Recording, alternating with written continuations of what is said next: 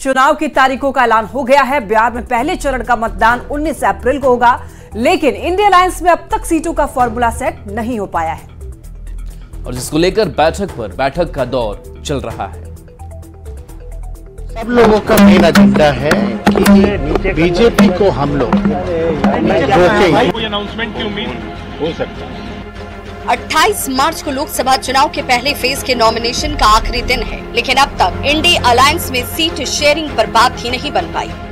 बिहार में INDI alliance में सीटों का पेच सुलझाने के लिए मंगलवार को दिल्ली में करीब 2 घंटे तक बैठक चली थी, जिसके बाद तेजस्वी यादव ने दावा किया कि सीटों पर सहमति बन गई है।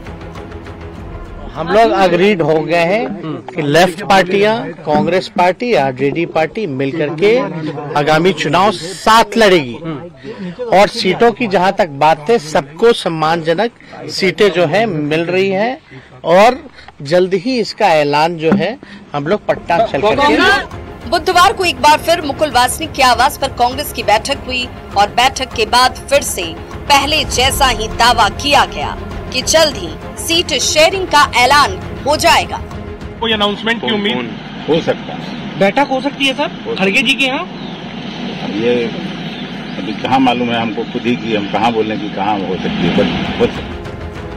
सूत्र बता रहे हैं कि कांग्रेस को 9 सीटें देने पर आरजेडी सहमत है, जिसमें किशनगंज, कटिहार, सुपौल, भागलपुर, समस्तीपुर, पटना साहिब, मुजफ्फरपुर, पश्चिम चंपारण, सासाराम और गोपालगंज की सीट शामिल है। लेकिन कांग्रेस पूर्णिया से पप्पू यादव को टिकट देने पर अड़ी है, जबकि आरजेडी पूर्णिया सीट कांग्रेस को देने को तैयार नहीं है। यही नहीं, आरजेडी ने बीमा भारती को पूर्णिया से सिंबल भी दे दिया है। सूत्र ये भी बता रहे हैं कि औरंगाबाद से भी आरजेडी कांग्रेस पर उम्मीदवार बदलने का दबाव बना रही है। औरंगाबाद से कांग्रेस के सांसद रहे निखिल कुमार ने आरजेडी पर गठबंधन धर्म के पालन न करने का आरोप लगाया है। राजे ने अपना सिंबल किसी को दे रखा है, तो ये तो ठीक नहीं है, ये तो गलत है। इसमें तो जब हम लोग गठबंधन में हैं तो गठबंधन के नियमों का, उसके धर्म का पालन करना चाहिए।